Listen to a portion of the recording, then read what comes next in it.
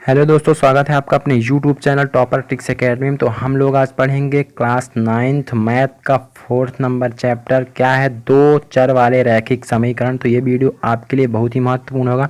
इसमें आपको एक एक चीज़ समझाई जाएगी। तो वीडियो को सबसे पहले आप पूरा देखिए जिससे आपको अच्छे समझ में आ जाए, तथा अपने सहपाठी जो हैं, आपके मित्र हैं, दोस्त हैं क्लास 9th के, उनके पास तक इस वीडियो को पहुँचाइए, शेयर कीजिए जिससे वो भी इसका फ़ायदा उठा सकें। ठीक है, तो ये पूरा वीडियो हिंदी माध्यम में होगा, तो आप इसको आसानी से देख सकते हैं कभी भी इस वीडियो को।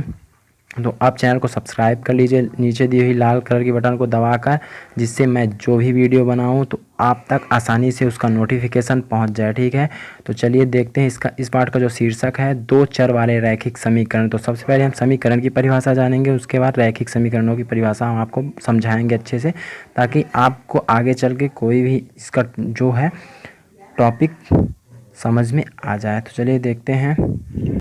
तो आपके मन में एक सवाल उठ रहा होगा कि समीकरण क्या होता है। आप पिछली कक्षाओं में पढ़ चुके हैं, लेकिन हम आपको फिर से याद दिलवाना चाहते हैं उनको समीकरण। ये देखिए, इक्वेशन, इंग्लिश क्या बोलते हैं, इक्वेशन।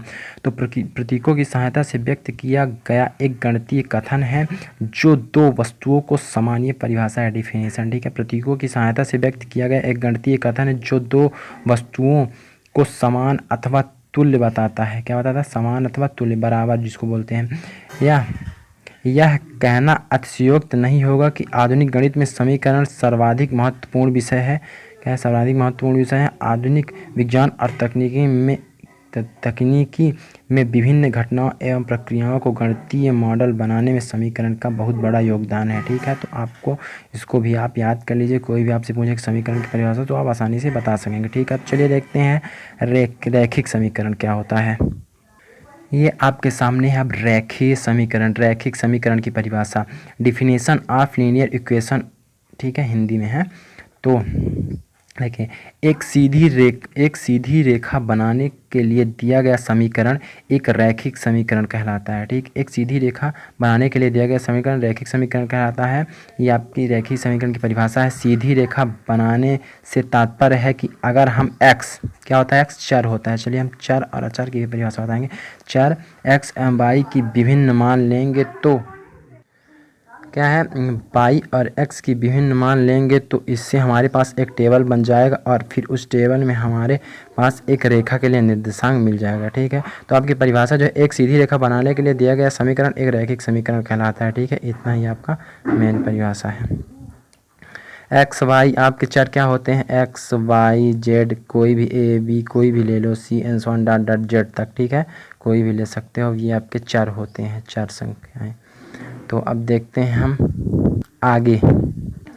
ये देखिए, चर का अर्थ क्या होता है। चर का अर्थ आप देख लीजिए, इंग्लिश में क्या बोलते हैं? वेरिएबल। इंग्लिश में क्या होता है? वेरिएबल का अर्थ ऐसी कोई वस्तु जो विचरण कर अर्थात बदल सकती हो। एक चर विभिन्न संख्यात्मक मान ले सकता है। विभिन्न संख्यात्मक अर्थात हम x को विभिन्न संख्यात्मक मान ले सकता है, 1 2 इसके स्थान पर 3 4, जैसा कि उस प्रश्न के अनुसार हम कर सकते हैं। ठीक है, ये बोल रहा है, इसका अर्थ ये है। अर्थात इसका मान निश्चित या स्थिर नहीं होता है। चरों को प्रायः अंग्रेजी वर्णमाला के अक्षर x y z l m n p इत्यादि जैसे ABCD से व्यक्त किया जाता है। ठीक, तो आप इसको भी याद कर लीजिए, समझ लीजिए। हम आपको बता रहे हैं ताकि आपको अच्छे समझ में आ जाए, कोई भी क्वेश्चन आपको करने में दिक्कत ना हो। और आगे क्या है? चरों से हम व्यंजकों को बनाते हैं। जैसे ये एक व्यंजक आपको दिखाई दे रहा होगा कि 4x + 5, 4x और +5, तो ये एक व्यंजक बन चुका है। ठीक, तो चरों के माध्यम से हम व्यंजक को बनाते हैं। तो उम्मीद है आपको अच्छे समझ में आ रहा होगा। अब देखते हैं आपके पाठ के शीर्षक की ओर। तो आपके पाठ का जो शीर्षक, दो चर वाले रैखिक समीकरण। सबसे पहले हम आपकी इसकी परिभाषा देख लेते हैं। तो इसकी डिफिनीशन क्या है? जैसा कि हमें इसके नाम से ही प्रतीत हो रहा है कि इन समीकरणों में दो चरों वाले व्यंजक का ही प्रयोग किया जाता है। ठीक, इसलिए ये समीकरण दो चर वाले रैखिक समीकरण कहलाते हैं। जैसा कि हम इनके नाम से प्रतीत होता है कि इन समीकरणों में दो चरों वाले व्यंजकों का ही प्रयोग किया है। दो चर अर्थात एक चर x होगा या y होगा, मतलब इसी तरह की दो चरों का प्रयोग किया जाएगा। a से लेकर z तक की किसी भी दो चरों का प्रयोग किया जाएगा इन समीकरणों में। इसलिए इनको दो चर वाले रैखिक यानी रेखीय लीनियर समीकरण, इक्वेशन बोला जाता है। ठीक, तो इसको आप अच्छे से याद कर ले, चैनल को ज़रूर सब्सक्राइब कर ले, जिससे मैं कोई भी वीडियो बनाता हूँ तो आपके पास तक वो आसानी से पहुँच जाए। ठीक है, तो हम देखते हैं, चलिए इसके 4.1 जो है 4.1 प्रश्नावली आपकी जो है उसका क्वेश्चन करके देखते हैं जल्दी से। तो आपके सामने रहा है प्रश्नावली का फर्स्ट क्वेश्चन। अभी तक तो हम आपको समझा रहे थे ताकि आपको कोई भी क्वेश्चन करने में आगे चल के उसका अर्थ समझ में आ जाए और उसको क्वेश्चन करने में कोई परेशानी ना हो। तो फर्स्ट क्वेश्चन है आपके सामने, देखिए फर्स्ट क्वेश्चन, एक नोटबुक की कीमत एक कलम की कीमत से 2 गुनी है। मतलब जितना नोटबुक की कीमत है उससे कलम कीमत 2 गुनी है। इस कथन को निरूपित करने के लिए 2 चर वाला एक रैखिक समीकरण लिखिए। ठीक है, तो आपको संकेत दिया हुआ है आपकी बुक में। मान लीजिए नोटबुक की कीमत x रुपये और कलम की कीमत y रुपये है। ठीक, तो नोटबुक की कीमत हम x मानेंगे और कलम की y मानेंगे। चलिए बनाते हैं इसका समीकरण। तो देखिए इसका हल फर्स्ट क्वेश्चन का क्या है, आपको तो क्वेश्चन में ही दिया हुआ है कि नोटबुक की कीमत आपकी क्या है x, कलम की कीमत y मानना है। ठीक है, तो क्या बोला है, नोटबुक की जो कीमत है x वो कलम की कीमत से 2 गुना है। क्या है, 2 गुना है। तो जब हम कलम की कीमत बराबर करेंगे, 2 गुना के बराबर है तो बराबर का चिन्ह लगा दिए। समीकरण ऐसे बनाया जाता है, बराबर किए और 2 गुने के बराबर है तो इंटू वाई, अर्थात जब हम कलम की कीमत में 2 का गुणा करेंगे तो वो नोटबुक की कीमत के बराबर हो जाएगी। बराबर का चिन्ह यही दर्शा रहा है। ठीक है, बराबर का चिन्ह यही दर्शा रहा है, तो बराबर हो जाएगा। तो इसका समीकरण जो बनेगा तो क्या हो जाएगा, x = 2y। तो इसका समीकरण आपके सामने निकल के आएगा। इसको हम पक्षांतरित करेंगे, इधर ले जाएंगे, तो जब कोई भी संख्या बराबर की उस तरफ जाती है तो अपने चिन्ह से विपरीत हो जाती है, जो उसका चिन्ह होता है उसके विपरीत में बदल जाती है। तो x और प्लस में है ना, तो ये -2y हो जाएगी। इधर इक्वल टू क्या बचेगा, इधर कुछ नहीं बचेगा, 0 लिख देंगे। तो यही आपका उत्तर है। क्या है, यही आपका आंसर आ गया फर्स्ट क्वेश्चन का। ठीक है, तो इसको आप वीडियो को रोककर आसानी से लिख सकते हैं। तो चलिए देखते हैं नेक्स्ट क्वेश्चन क्या है। तो बच्चों ये रहा आपके सामने सेकंड क्वेश्चन। देखिए क्या है, दूसरा नंबर, निम्नलिखित रैखिक समीकरणों को ax + by + c = 0 के रूप में व्यक्त कीजिए और प्रत्येक स्थिति में a, b और c के मान बताइए। ठीक है, तो ये आपके क्वेश्चन हैं, तो इनको चलिए करते हैं। तो फर्स्ट क्वेश्चन क्या है आपका, 2x + 3y = 9.35 के ऊपर क्या लगा है, ये जो लगा है इसको बोलते हैं बार। ठीक है, 5 के ऊपर क्या लगा है, बार बोलते हैं। तो इसको चलिए करते हैं हम लोग। तो इसको हम लोग हल करते हैं। तो किससे इसकी तुलना करना है, बोला है ax, क्या करना है, ax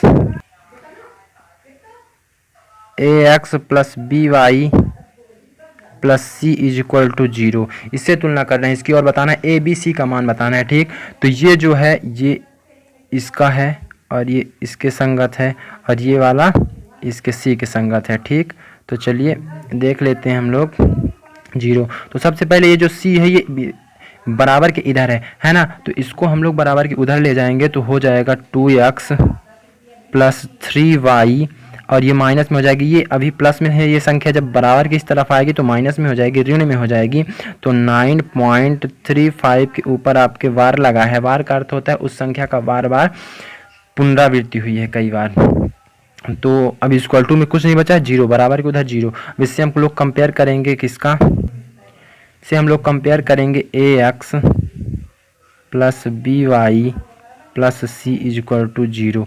ठीक, तो आपके सामने देखिए इसका हम कंपेयर करेंगे तो a के बराबर क्या है, a है 2, ये तो x हुआ, और ये जो a है ये इस समीकरण में, इस वाले समीकरण में 2 है, और b क्या है, b है 3, ये देखिए b क्या है 3, y को छोड़ दीजिए, y है, और ये जो b है ये 3 है, और c जो है c है, जो भी आएगा अपने चिन्ह के साथ आएगा। ठीक, तो ये माइनस भी c के अंदर में आएगा, तो ऋण 9.35 के ऊपर बार। ठीक है, ये हुआ आपका आंसर इस क्वेश्चन का।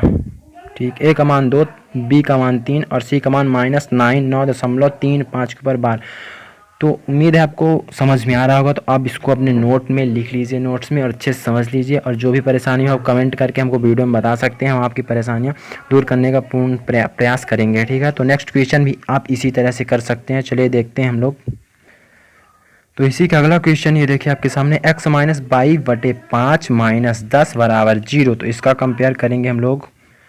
तो हम लोग कंपेयर करेंगे इसका। सबसे पहले आप चेंज कर लीजिए, नहीं आपको ये वाला हार्ड लग रहा होगा, कठिन थोड़ा सा लग रहा होगा, ठीक है। तो इसको हम इस तरह से लिख सकते हैं एक्स में मतलब ए का मान आपको नहीं दिखाई दे रहा है इस क्वेश्चन में, ठीक। तो आप 1 गुणे 1 करेंगे तो कोई फ़र्क नहीं पड़ेगा ना, तो जिसमें कुछ ना दिखाई दे उसका 1 होता है, ठीक। ए का मान 1 होता है। और माइनस हम इस तरह से लिख सकते हैं 1/5 गुणे वाई माइनस 10 इक्वल टू 0, है ना। इसको हम अलग कर सकते हैं। तो आप जब कंपेयर करेंगे तो ए का मान आपका 1 हो जाएगा, इसमें 1 हो जाएगा, कुछ नहीं दिख रहा तो 1 है। और बी का मान आपका -1/5 है, ये देखिए वी वाई को हम छोड़े और बी का मान 1/5 है। और सी का मान -10 आ रहा है, ठीक है।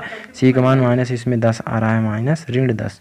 तो ये आपका सेकंड नंबर वाले का आंसर है। आप इसको भी अच्छे से लिख लीजिए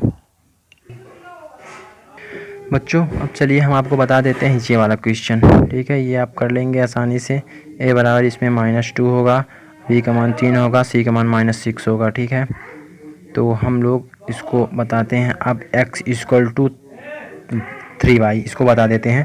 चलिए इसको हल करके हम लोग देखते हैं। तो इसमें सबसे पहले आप क्या करेंगे, सबसे पहले इसमें आप करेंगे x, इसको पक्षांतर करेंगे इधर तो -3y हो जाएगा, इसका चिन्ह बदल जाएगा, ठीक है। जब कोई संख्या बराबर की उस तरफ जाती है तो उसका चिन्ह बदल जाता है, ठीक। तो अब आप कंपेयर करेंगे ax + by + c = 0 से तुलना करेंगे। तो इसमें a का मान, इस वाले में a का मान आपका क्या दिख रहा है, इसमें a नहीं दिख रहा था, a का मान 1 है, a का मान +1 है, ठीक। और b का मान आपको दिखाई दे रहा है, b का मान 3 है, ये देखिए -3 क्या है, सॉरी -3, b का मान -3 आ रहा है। और c जो है, c आपको दिखाई नहीं दे रहा है, अर्थात c बराबर जब c कोई भी चर का मान दिखाई नहीं दे वो क्या होता है 0, उसका मान क्या होता है, केवल आपको 2 ही दिखाई दे रहे हैं, y के साथ और x के साथ, ठीक है। तो y और x के जो गुणांक हैं उनका मान a और b का मान हम लोग ज्ञात कर लिया, और c का कुछ नहीं दिया है था उसका मान 0 है। तो ये आपका 4th नंबर क्वेश्चन था, इसका 4th नंबर, ठीक है। सॉरी, सेकंड का 4th नंबर, इसमें 2 ही क्वेश्चन है ना, सेकंड का 4th नंबर। तो इसको भी आप नोट कर लीजिए था। आज के लिए इतना ही बच्चों। तो हम मिलेंगे अब नेक्स्ट वीडियो के साथ एक बढ़िया कॉन्सेप्ट के साथ। तो आप चैनल को सब्सक्राइब करना ना भूलिए, अपने दोस्तों के पास शेयर कीजिए। तो आज के लिए इतना ही। जय हिंद, जय भारत।